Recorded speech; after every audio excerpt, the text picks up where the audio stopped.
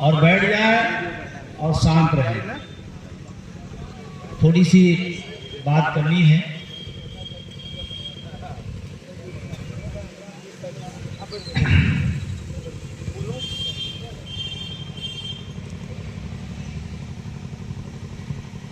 सबसे पहले तो आप east central railway employees union के जो साथी हैं, पदाधिकारी हैं, आयोजक हैं, उनका बहुत शुक्रिया, बहुत धन्यवाद। आपने सम्मान दिया, स्नेह दिया। हमारे साथ लगातार इस पूरे मिशन में जो बिना स्वार्थ के हमारी आपकी लड़ाई को आगे बढ़ा रहे हैं। उसके बाद हमारे बहुत ही मजबूत काम, हमारे यहाँ के मृत्युंजय कुमार जी, हमारे साथ कटेवा के प्रदेश महामंत्री नीरज त्रिपाठी जी, और तमाम जो हमारे नरसिंह भाई जो लगातार पिछले काफ़ी दिनों से लगातार घर से निकले हैं, उस लड़ाई को आगे बढ़ा रहे हैं।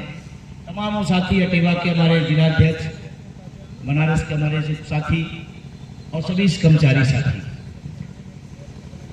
दो तीन बात है। मेरा इधर नवंबर में काफ़ी स्वास्थ्य गड़बड़ रहा, डॉक्टर ने मना किया है कि आप माइक से, भीड़ से, शोरगुल से दूर रहिए। थोड़ी कान में कुछ प्रॉब्लम है, दवा भी लगातार चल रही, मैंने लगातार मना भी कर रहा था, लेकिन साथियों का ऐसा था कि नहीं सर, आप अगर चलेंगे तो हमारे साथियों को बल मिलेगा, हिम्मत मिलेगी। डॉक्टर की मना करने के बाद भी मैं आपके बीच में आया। और कल मैं अभी यहाँ से निकल के मैं लखनऊ जाऊँगा। कल मैं निकला सुल्तानपुर रेलवे स्टेशन पे किया, आप सब साथ में थे। फिर रात में जौनपुर आया, सुबह वहाँ से निकला, अभी बनारस में था, फिर आपके बीच मुगल सराय हूँ, अभी फिर भाग के लखनऊ जाऊँगा। और कल सुबह फिर हम 9 बजे निकलेंगे और रायपुर पहुँचेंगे। वहाँ से बिलासपुर प्रोग्राम रेलवे का ही है। फिर वहाँ से भागेंगे दिल्ली, दिल्ली से फिर आएंगे शाहजहांपुर, परसों शाहजहांपुर का आक्रमण। तबीयत खराब है, उसके बाद क्यों आ रहे हैं? क्योंकि इस समय अगर आप चूक गए तो पूरे साल झंडा उठाते घूमते रहिए, कोई सुनने वाला नहीं होगा। ये बहुत महत्वपूर्ण समय है। 2-3 सवाल है जो आपसे मैं करना चाहता हूँ, ये बात लोगों तक ले जाना है। पहली बात तो कितने लोग यूपीएस का समर्थन करते हैं? समर्थन यूपीएस का समर्थन कितने लोग करते हैं? ऊट पटांग पेंशन योजना, यूपीएस मतलब ऊट पटांग पेंशन योजना, उसका समर्थन कोई? रेल का कैंपस है, मुगल सराय की कॉलोनी है, रेल के कर्मचारी बैठे हैं, एक भी आदमी यूपीएस का समर्थन नहीं कर रहा। एक नेता उसकी विशेषता बताते घूम रहा है। रेल का नेता होकर के रेल का एक आदमी हाथ में उठा रहा है उस पक्ष में, और आप रेल में विशेषता बताए घूम रहे हो।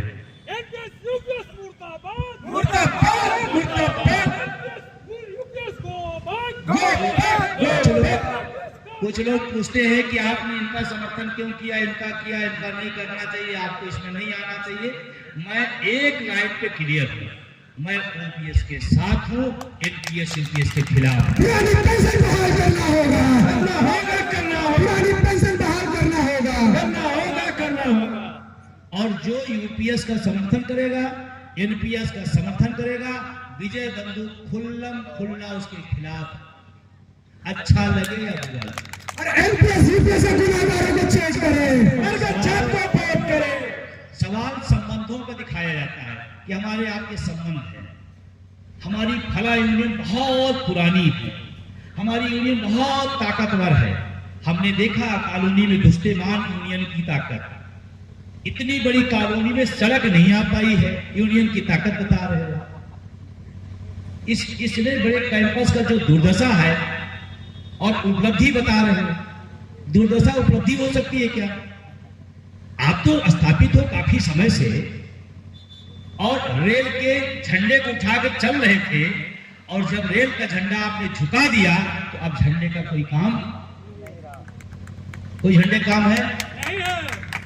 झंडा आपने झुका दिया। रेल का स्वाभिमान था झंडा, उसको आपने झुका दिया। इसलिए उस झंडे के साथ हमें कतई नहीं रहना। इसलिए नहीं कि मैं इनकी तरफदारी करना, आप अपने विवेक का इस्तेमाल करिए। और जहां तक पुरानी पेंशन की बात करूं मैं आपको, तो मुझे फक्र है कि मैं जब इस यूनियन में तमाम लोगों से संपर्क में आया, उसमें चाहे गार्ड काउंसिल रही हो, चाहे लाडसा रहा हो, चाहे तमाम और हमारे संगठन रहे हों, फेडरेशन रहे होंगे, सब ने बिना शक हमारी पुरानी पेंशन की लड़ाई में साथ दिया। और इसीलिए हम पूरी मजबूती के साथ खड़े हैं, मजबूती के साथ बरगद के साथ खड़े हैं। प्रदूषण बहुत फैल रहा है, प्रदूषण बहुत फैल रहा है, और प्रदूषण जब ज्यादा फैले तो बरगद की छांव में ऑक्सीजन मिलेगी, ये ध्यान रखना। क्योंकि इस समय प्रदूषण बहुत ज्यादा है, तो बरगद की छांव आपको लेना होगा, वो ऑक्सीजन ज्यादा देता है। मानते नहीं मानते? तो आप उसके साथ खड़े रहना। अभी एक वक्ता ने बहुत अच्छी बात बोली, आपने पूर्व अध्यक्ष हमारे बहुत ही आदरणीय, एक शानदार ताली आपके लिए भाई, बहुत बढ़िया। कि सवाल कभी कभी आता है कि हम जीतेंगे हारेंगे, इससे बड़ा सवाल है हम अपने हक के साथ खड़े रहे या चूक गए, ये सवाल ज्यादा बड़ा। कम से कम हारेंगे तो ये भी कहेंगे कि हमने अपने मुद्दे को नहीं छोड़ा, अपने मुद्दे से नहीं भटके, हम अपने मुद्दे पर डटे थे। और रही बात जीतने की, तो मेरे पास पूरे देश भर के रेलवे के तमाम लोगों का लगातार फोन मैसेज आ रहा है। पूरे देश के रेल के कर्मचारी में जबरदस्त गुस्सा है। गुस्सा इस बात का है कि हमारे आंखों के सामने हमारे बुढ़ापे की लाठी का ले जाकर के गिरवी रखी गई, इस बात का गुस्सा है। मैं कह रहा हूं, आप तो समर्थन में हैं, आप तो लड़ाकू हैं, आप तो क्रांतिकारी, आप तो साथ हैं। उनके संगठन में तमाम लोग हैं जो मेरे पास फोन करते हैं, सर मुझे दुख होता है अपने संगठन, अपने नेता का नाम लेने में शर्म आती है, हमको लोग रेल के लोग गरिया रहे हैं। और इसका नजारा मैं दूर नहीं जाऊंगा, यही टेस्ट कर दूंगा। एक बड़े नेता है हमारे साथ डिबेट में बैठे,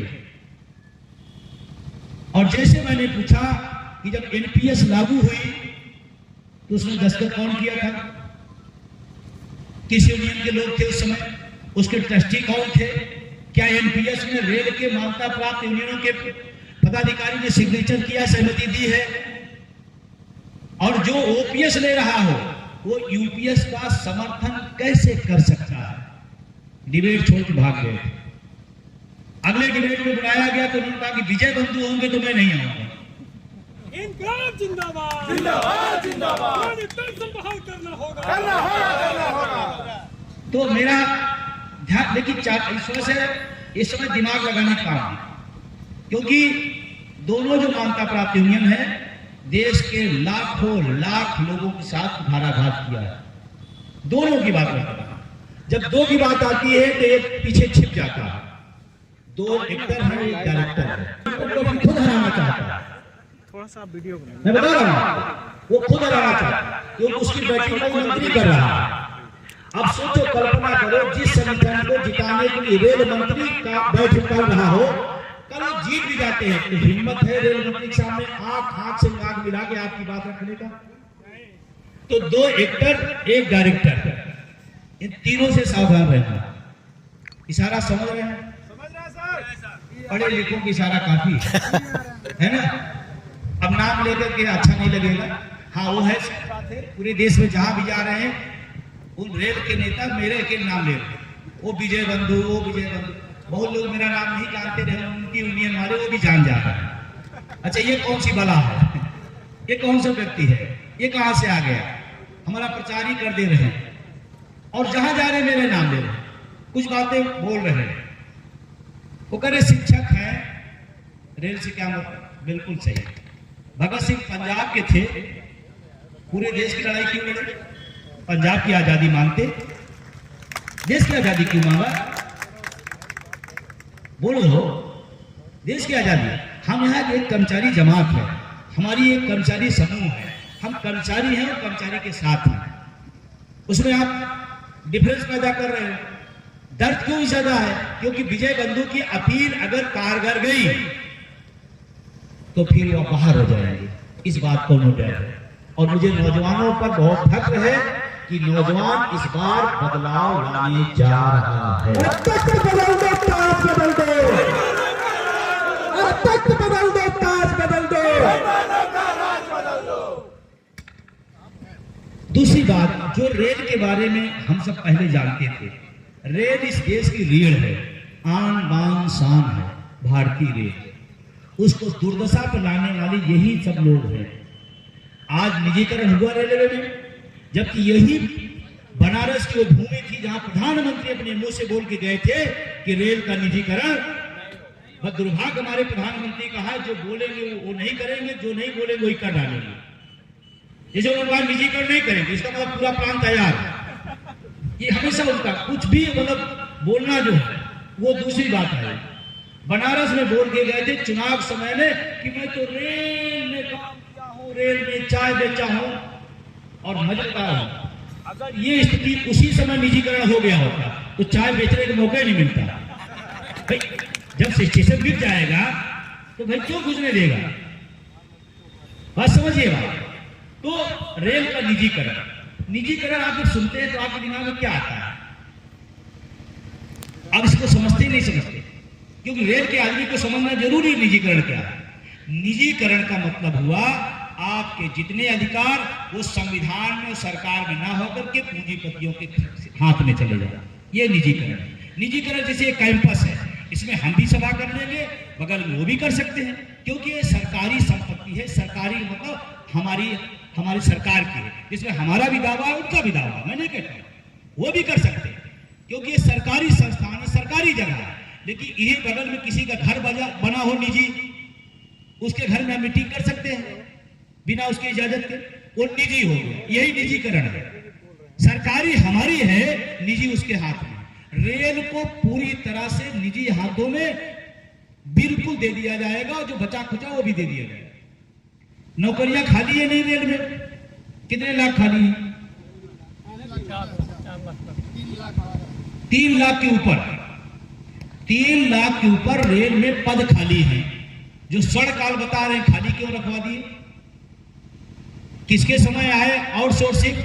किसके समय आया संविदा? आउटसोर्सिंग संविदा नौजवानों के साथ सबसे बड़ा अभिशाप है, और उसका नाम आउटसोर्सिंग, क्योंकि नया जमाना है तो नया शब्द लाया गया है। आउटसोर्सिंग संविदा, नया जमाना नया शब्द, उसका पूरा मतलब है गुलामगिरी है या नहीं है? सीधा, क्योंकि आप समझ ना पाए इसलिए आउटसोर्सिंग संविदा वो गुलामगिरी है, और गुलाम को आप जानते, उसके कोई अधिकार नहीं होते, उसके पास कोई भी अधिकार नहीं होता है, वो जैसे मन रखना चाहे उसे रखे। ये सारे मान्यता प्राप्त लोगों ने आउटसोर्सिंग संविदा लाया, क्योंकि इसमें कमीशन का बहुत बड़ा खेल है। मैं एक बार ट्रेन से जा रहा था, एक व्यक्ति वो चद्दर देने आते हैं ना, मैंने पूछ लिया ऐसे ही, हमने कहा अटेंडेंस, तो हमने कहा भाई आप सरकारी हो कि प्राइवेट हो? अब रेल के डिब्बे में बैठ के सवाल पूछना पड़ रहा है। सरकारी ट्रेन, सरकारी पटरी, सरकारी स्टेशन, सरकारी ड्राइवर, उसमें हम पूछ रहे हैं कि भैया तुम क्या? वो बताया सर आउटसोर्सिंग से आया। हमने कहा तनख्वाह कितनी है? सर 14,000 रुपए, लेकिन 9,000 मिलता है। आपके सामने 14,000 और मिल कितना रहा?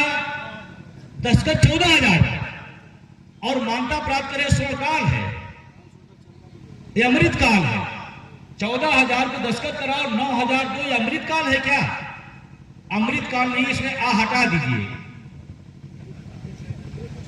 क्या बचा? ये अमृतकाल है।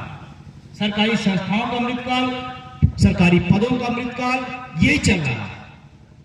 तो आपको थोड़ा सावधान होना है, और आप 11 साल बाद ये अवसर पाए हैं, जबकि होना नहीं चाहिए। जो समय उसके पीरियड होना चाहिए। 11 साल बाद आपको मौका आया है। एक विशेष ध्यान रखिएगा, अगर रेल में वो मान्यता प्राप्त लोग जीत गए, इसका मतलब सरकार समझेगी कि रेल के लोगों को यूपीएस अच्छी है। ध्यान रखिए, बहुत बड़ी बात बता रहा हूं। अगर यूपीएस जीतती है, मान्यता प्राप्त जीतती है, तो यूपीएस जीत गई, इसका मतलब सरकार के पास क्या मैसेज गया कि रेल के लोगों को स्वीकार है।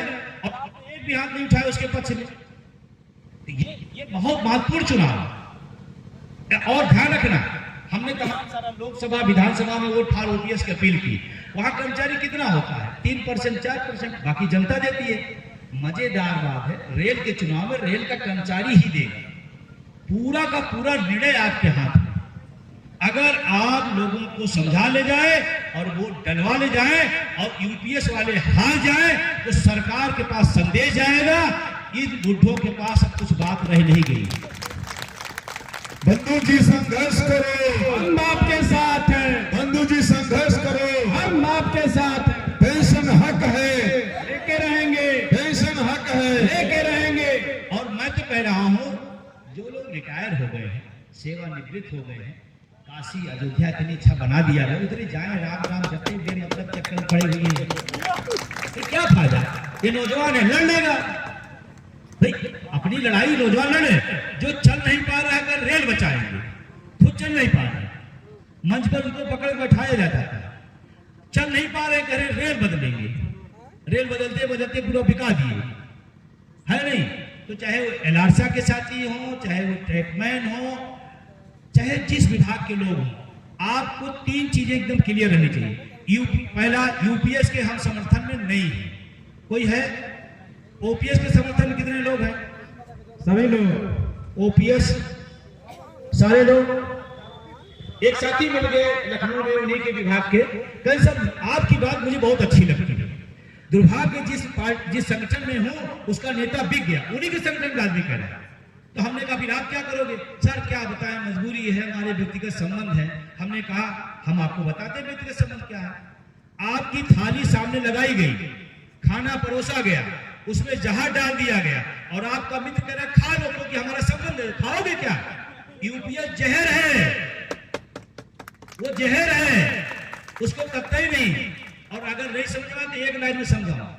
एक छोटा सा ट्रैकमैन, छोटी सी नौकरी वाला व्यक्ति, कितना भी वेतन कम होगा तो 25,000 वेतन होगा। सरकारी जॉब में अगर आता है उस सिस्टम में तो 25,000 तो वेतन मिलेगा, 25-30,000 मिलेगा। अब अगर 30,000 मिलता है तो 10% के साथ कितना हुआ? 3,000 हुआ।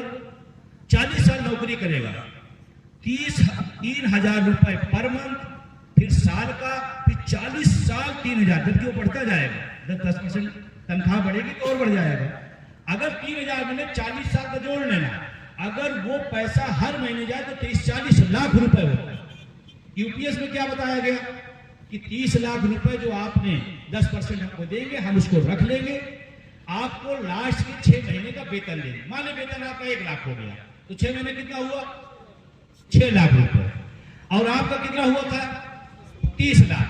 30 लाख रख के 6 लाख दे लेंगे और कहेंगे ताली बजाओ, कितना शानदार master stroke. MPS UPS go back, go back, go back, MPS UPS go back, go back, go back. कितना बढ़िया मास्टर स्ट्रोक है ये। मास्टर स्ट्रोक तो मरने वाला स्ट्रोक है, सोचने वाली बात है। तो और यूपीएस की तरफदारी में क्यों किया जा रहा आप सब जानते हैं। कॉलोनी की दुर्दशा जरूर होगी, लेकिन दिल्ली जो उनको हवेली मिली वो शानदार है, आप सब समझते हैं। यहाँ दुर्दशा होगी लेकिन उनकी कॉलोनी, उनका हवेली, क्या क्या मिलता आप सब जानते हैं। उनकी मजबूरियां हम जानते हैं। वो सरकार के खिलाफ जा नहीं सकते, मैं जानता हूं। इसीलिए सबसे ज्यादा आलोचना मेरी करते, क्योंकि मैं कहता हूं अगर जो सरकार निकम्मी है वो सरकार बदलनी है, इसमें कोई दो राय नहीं। और बाबा साहब भीमराव अंबेडकर साहब ने हमको आपको एक ताकत दी है। जब आप लड़ाई लड़ रहे हैं, सारे हथियार छूट जाए, सारे हथियार बेकार हो जाए, एक हथियार है वोट की चोट। एक हथियार है वोट की चोट। जो सरकार निकलनी है वो सरकार बदलनी है, जो सरकार निकलनी है वो सरकार बदलनी है। कुछ लोग कहते नहीं सर, सरकार को क्यों आप आरोपित कर रहे हैं? लागू किसने किया यूपीएस? सरकार ने। तो हम किसको कहेंगे? पाकिस्तान की सरकार, किसको कहेंगे? और मजे की बात, जो हमको एलपीएस समझा रहे हैं, यूपीएस समझा रहे हैं, खुद 4-4 पेंशन ले रहे हैं। तब अर्थव्यवस्था डाउन नहीं होती है, तब अर्थव्यवस्था नहीं। नेताओं को पेंशन देने से अर्थव्यवस्था मजबूत होती है और रेल के कर्मचारियों को देने से नुकसान होगा। क्या लॉजिक है? और दूसरा एक लाइन, हम तीसरी आर्थिक महाशक्ति बन रहे हैं। जब हम ज्यादा पैसा बना रहे हैं, ज्यादा पैसा आ रहा है, तो हमारे कर्मचारी को विभाग है। अगर रेल में ट्रैकमैन दौड़ता है, अगर लोको पायलट चलता है, तो देश चलता है ना। मंत्री की सिग्नेचर से तो देश चलता है। ट्रेन कौन लेके जाता है? लोको पायलट है यहाँ। अरे वाह भाई, बहुत बड़ी संख्या में है। इनका दर्द, पहले मैं भी गुस्सा करता, ट्रेन लेट होती तो गुस्सा, ये लोग क्यों नहीं पहुंचाते। एक दिन लोको पायलट से बात होने लगी, कहा सर हमको पहुंचने नहीं दिया जाता है, हम तो चाहते हैं कि जितनी जल्दी ट्रेन खड़ी करे घर में पहुंचे, हम लेट करने से हमारा क्या फायदा। तो आप सोचो कि रेल की दुर्दशा कहां तक आ गई और आगे जो प्लान है, क्योंकि उसके दो कारण हैं। रेल के पास और सेना के पास दो ही ऐसे विभाग हैं जिनके पास शहरों में बहुत बड़ी जमीन है। इस बात को समझो आप, जो निजीकरण में छोड़ गया हुआ, उस पूरा का पूरी नजर इस रेल के जमीनों पर है। ये बात अभी कहेंगे तो आप लोगों ने वही कह देंगे तो विजय बंधु भड़काने आया था।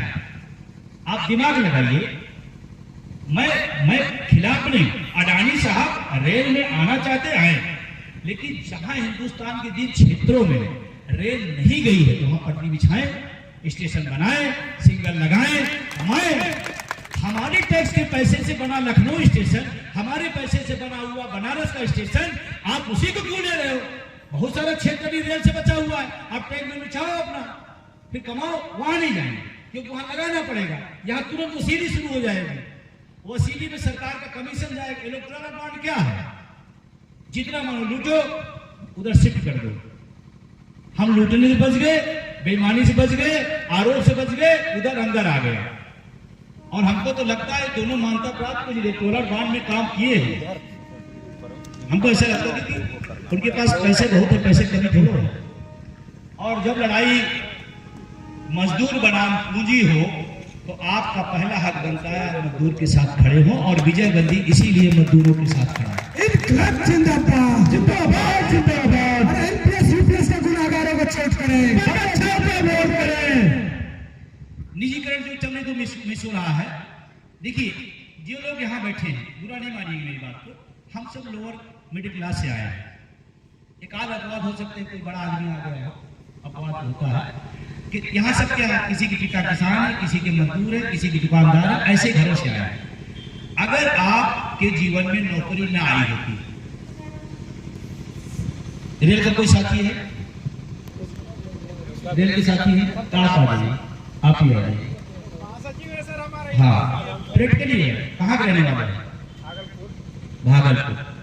बिहार वाले पूरे देश में हैं, और बिहार राजनीतिक रूप से बहुत मजबूत राज्य है। मैं बता दूं, परिवर्तन जब चलती है तो बिहार के लोग भी करते हैं। बिहार के लोग हैं क्या?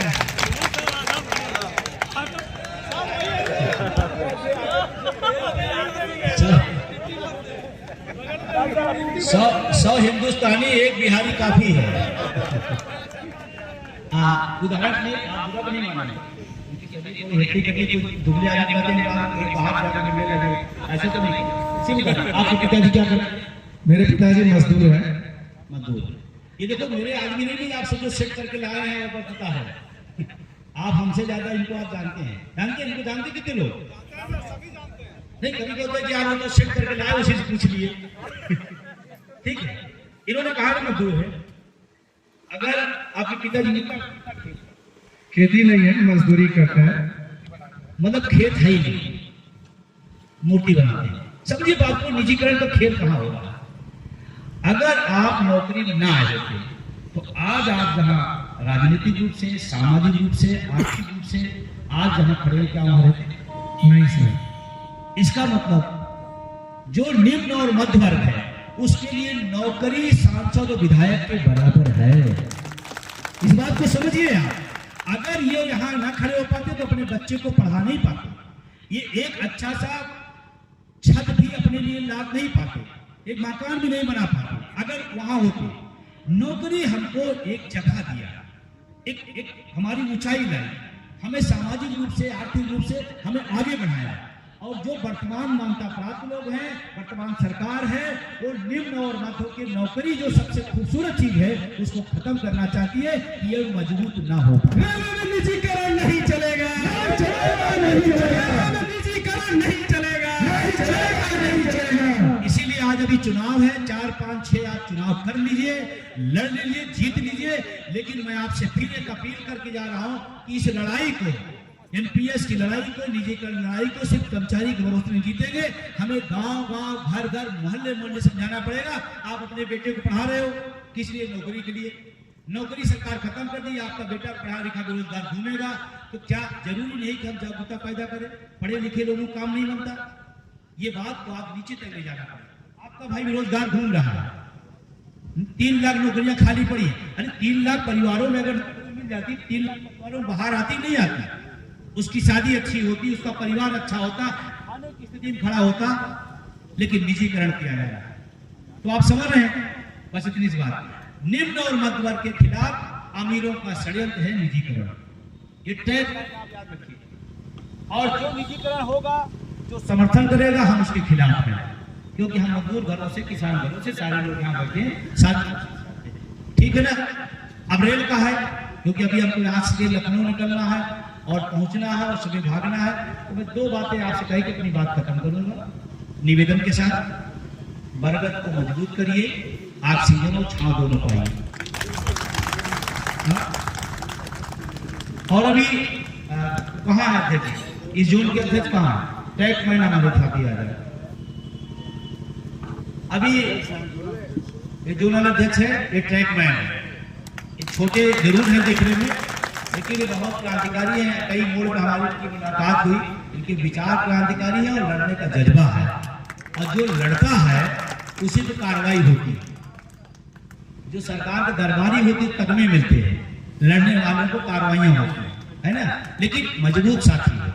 आपके जोन का एक मजबूत हाथ में आपके नेतृत्व दिया है टैक मैन है, जो रेल विभाग का सबसे बड़ा क्षेत्र है, सबसे बड़ी संख्या है। आपसे भी और तमाम और ट्रैकमैन साथी हैं, मैं सबसे निवेदन कर रहा हूं कि आप लोग एक साथ आइए और ताकत दिखाइए। पहले उस बड़े जो मान्यता प्राप्त लोग हैं उनकी विदाई करिए, हिस्सेदारी के साथ आगे बढ़िए। इधर उधर वोट खराब नहीं करना है। इधर लोग क्या होगा, फिर वो तो चाहते हैं कि भाई इधर बढ़ जाए, जिसे गणित समझिए चुनाव की। चुनाव गणित 20 वोट है, ठीक है, मान लीजिए किसी के पास 8 वोट है और उसके खिलाफ कितने वोट है? 12। 20 में 8 उनके पास है और 12 खिलाफ है, लेकिन उसी में 4 लोगों को लड़ा देंगे, तो कैसे वोट मिला उनको? 2-2 वोट ना। अब 2-2 वोट मिला, जीत कौन गया?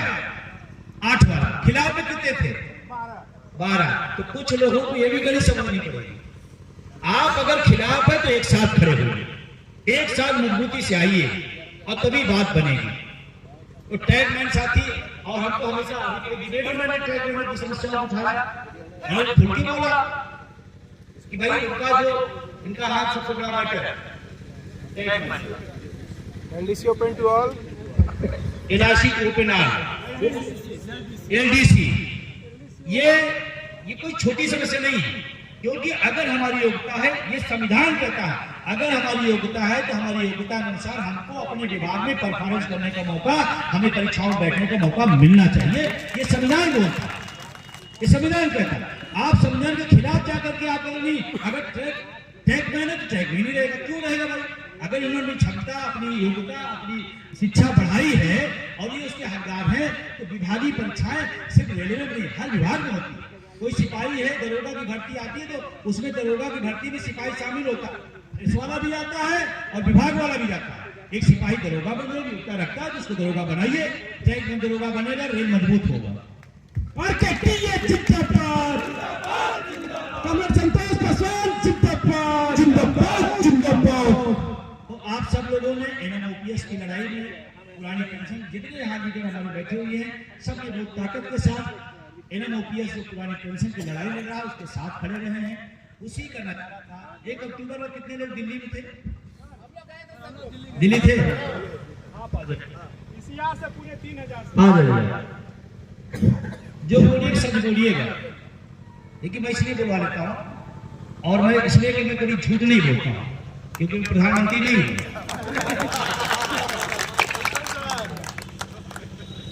अच्छा, आप समझ गए क्या? तो क्या झूठे बोलते हैं? भैया आप दिल्ली गए थे? क्या नाम है आपका? वसूल हक यहाँ के मंडल अध्यक्ष हैं। वसूल। हाँ, लाडसा बहुत हमारे प्रिय है, बहुत प्रिय है। तो एकदम सच बताइए, इतनी बड़ी रैली अपनी आंखों की जिंदगी में कभी और देखा? नहीं, कभी नहीं देखे थे। हम लोग जब यहाँ से गए और वहाँ से जब स्टेशन पर से उतरे गए तो वहाँ आगे पूरा पुलिस वाला ने बड़का गेट बंद कर दिया था कि ये लोग जो है अंदर नहीं जाए। उसके बाद भी फिर बगल वाला पॉकेट गेट खुला था, उससे हम लोग सारा आदमी अब पुलिस वाले को ये बात समझाए कि हम लोग अपने लिए नहीं आए हैं, आपके लिए भी आए हैं। तब उसका हाथ खुला कर रहे हम तो नौकरी कर रहे हैं, लेकिन ये लोग तो पेंशन दिलाएगा हमको। तब हम लोगों ने जाने दिया।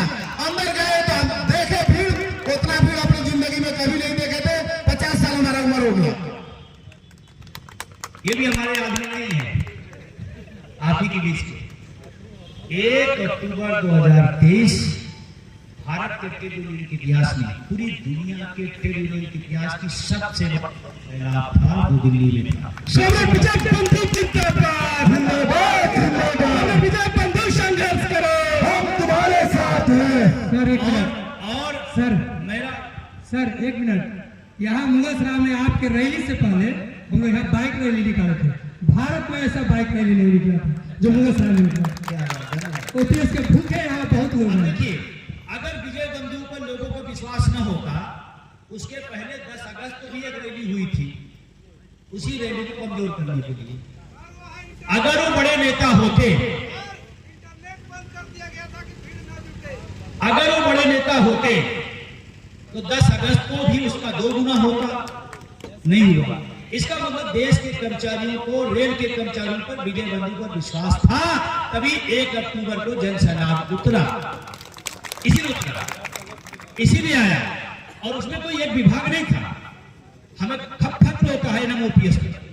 अगर एक कुर्सी पर रेल का कर्मचारी बैठा है तो एनएम ओपीएस को धन्यवाद, उसके बगल में ट्रांसपोर्ट का मास्टर बैठा है। ये हमारी एकता है, हमारी ताकत है, हमारी खूबसूरती।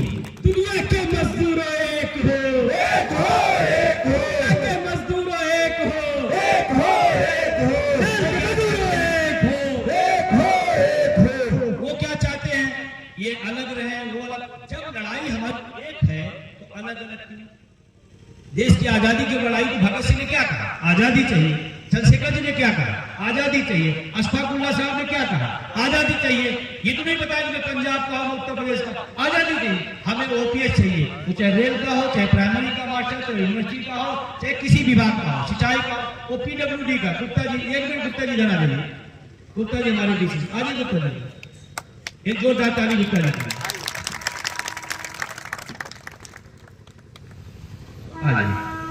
ये गुप्ता जी है, पीडब्ल्यूडी से रिटायर है। क्या है? पेंशन तो मिलती है। क्या जरूरत है लगाने की? घर में रहते ओपीएस मिल रही है, ये भी उसी गुट की तरह यूपीएस का समर्थन कर देते। इन्होंने की, ये साथ में खड़े हैं कि जो व्यवस्था, जो सुविधा हमको मिल रही है हमारे छोटे भाइयों को मिलनी चाहिए, इसलिए कदम से कदम खड़े, इसलिए खड़े। अब पीडब्ल्यूडी और रेल अगर एक होता तो दर्द क्यों हो रहा है भाई? एक हो, क्योंकि लड़ाई हमारी एक है, और लड़ाई छोटी भी नहीं है, लड़ाई बड़ी है। राजस्थान में ओपीएस बहाल हुई, इसने कराया। एनओपीएस राजस्थान, छत्तीसगढ़, झारखंड, हिमाचल, हुआ या नहीं हुआ? जो चीज कोई सोच नहीं सकता था, उसको एनओपीएस के साथियों ने करके दिखा दिया। एनओपीएस जिंदाबाद, जिंदाबाद, जिंदाबाद। और अगर ये प्रधानमंत्री के साथ फोटो खिंचाने, साल उड़ाने का काम ना होता तो सरकार में बहुत दबाव था, हम सबको बिल्कुल सही साहब। मिल जाता। ये साल उड़ाने का के चक्कर में जो प्रेशर बना था, जो ताकत बड़ी थी, सरकार में जो घबराहट थी, वो इन लोगों ने प्रेशर कुकर में सीटी वाला काम कर दिया।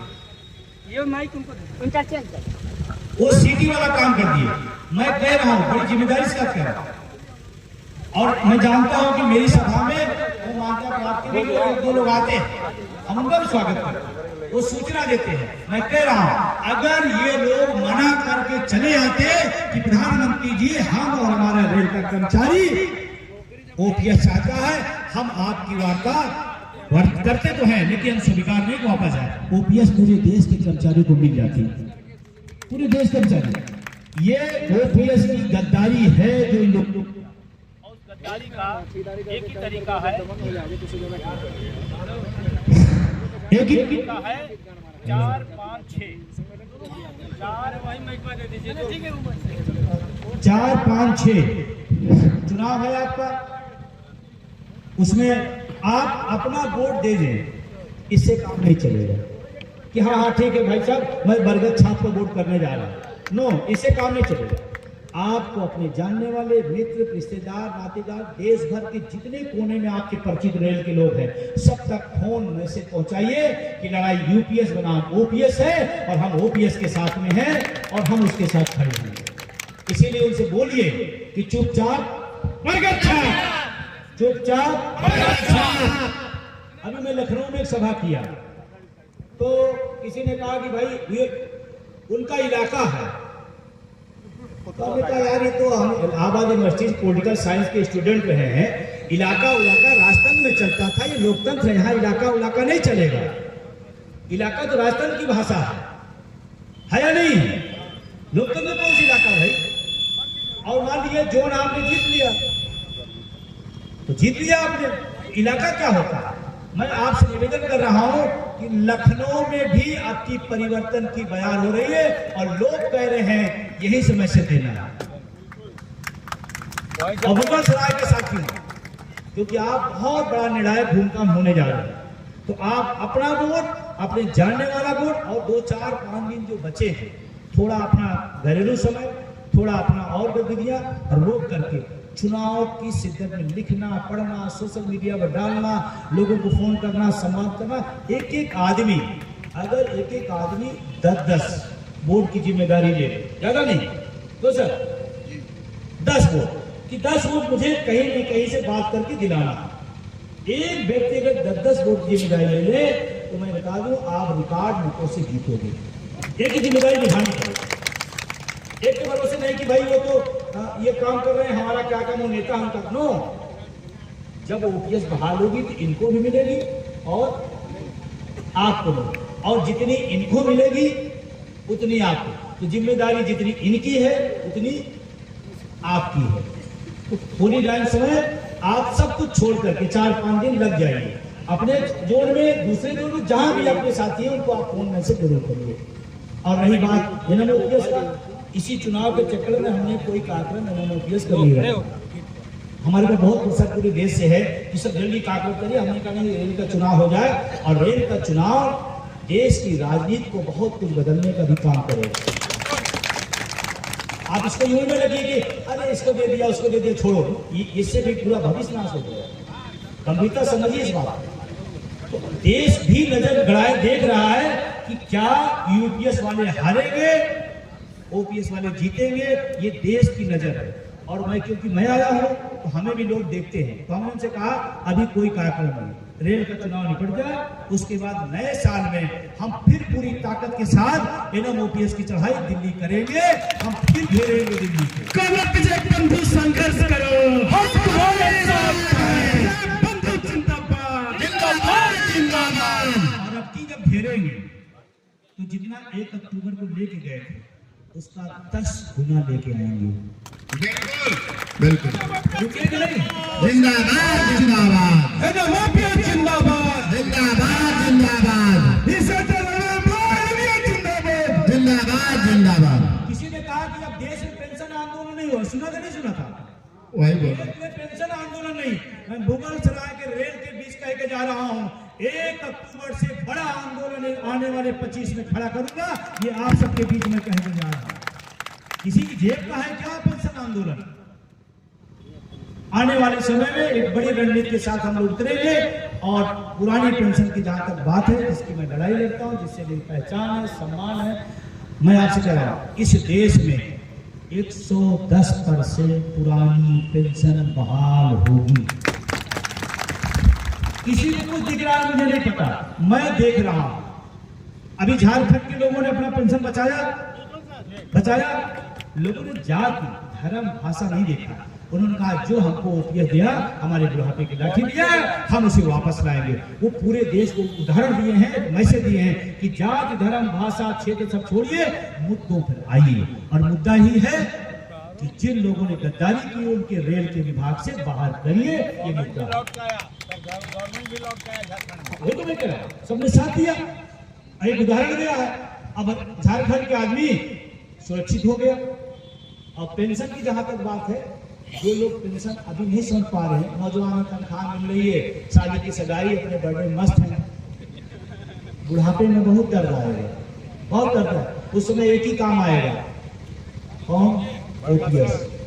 बहुत बड़ी चीज है, उसको हल्के में ना लीजिएगा। क्योंकि जब आप दवा के लिए अपने बच्चे को पैसा मांगोगे कि मुझे दवा करानी है, और बुरा नहीं मानिएगा, आज समाज का जो अलगाव हो रहा है, आपस में लोगों में टूटन हो रही है, हम अपने माँ बाप कितना कर पा रहे हैं तो हमारा बेटा कितना करेगा, आप महसूस कर सकते हैं। उस दौर में जब आपको ज्यादा जरूरत है पैसे की, ज्यादा जरूरत दवा की, ज्यादा जरूरत है आपको स्वास्थ्य की, उस समय बुढ़ापे में सिर्फ और सिर्फ पुरानी पेंशन काम है। किसी ने कहा कि उससे भी अच्छी है, किसी नेता ने कहा कि उससे भी अच्छी है। हमको क्यों अच्छे देना चाहते हो भाई? हम पुरानी वाली, कम वाली, बेकार वाली कोई पेंशन चाहते हैं, हम चाहते नहीं अच्छे। जिंदाबाद, बहुत जिंदाबाद, पुरानी पेंशन बहाल करना होगा। लास्ट में इस देश का राजनेता एक नहीं, दो नहीं, तीन नहीं, चार पेंशन लेता है। अगर इस देश के राजनेता को पेंशन का हक है, तो देश के बॉर्डर पर नौजवान जो जाकर के किसान मजदूर का बेटा अर्धसैनिक भर्ती होता है, देश की सेवा करता है, पहला अधिकार उसका है। इस देश का राष्ट्रवाद यही कहता है। फर्जी राष्ट्रवाद क्या है? देश का अर्धसैनिक पेंशन नहीं पाएगा और नेता पेंशन, यही राष्ट्रवाद है। तो हमारे पास बहुत सारे लोगों को फोन आता है अर्धसैनिक बनो, कहते हैं सर गुस्सा बहुत आ रही है, पहले मुझे नहीं पता था कि हमको पेंशन नहीं दी, वो भी नहीं लेते। आपके यूट्यूब को सुन करके हमने जाना कि नेताओं को 4 पेंशन, अर्धसैनिक बल को 1 नहीं। तो कहते हैं गुस्सा इतना लगे कि पाकिस्तान तक गोली जाए न जाए, जिधर सब इतना गुस्सा है, मैं बता रहा हूँ। तो हमने कहा नहीं, आप देश की रक्षा करिए, ये सारे लोग मिल करके आपकी बुढ़ापे की रक्षा हम सब करेंगे, ये हमने उनसे वादा किया। अरे एनपीएस यूपीएस के गुनाहगारों पर चोट करो, एनपीएस यूपीएस के गुनाहगारों को चोट करो। तो आप सबने मुझे सुना, सम्मान दिया, आप सबका बहुत शुक्रिया, क्योंकि लंबी यात्रा है। तो सभी को, पूरे आयोजक मंडल को फिर से धन्यवाद। किसी का नाम छूट गया है तो परेशान नहीं होइएगा, नाम में कुछ नहीं रखा है। देखो, ट्रेन छूट जाए, छूट जाना देना, बस छूट जाए, छूट जाए, नाम छूट रहा है, छूट जाएगा, ओपीएस न छूट रहे, नाम लिखवा लेना। पुरानी पेंशन बहाल करो, बहाल करो, बहाल करो, पुरानी पेंशन बहाल करो, बहाल करो, बहाल करो। मेरी अग्रिम बधाई और शुभकामना कि बरगद फैले, फूले, फले और जीते। और जीतने के बाद फिर अगर आप बुलाएंगे तो फिर आ जाएंगे। बरगद छाप जिंदाबाद, जिंदाबाद, जिंदाबाद, जीतेगा भाई, जीतेगा, बरगद छाप जीतेगा, जीतेगा, जीतेगा, बरगद छाप जीतेगा। धन्यवाद। एनपीएस यूपीएस के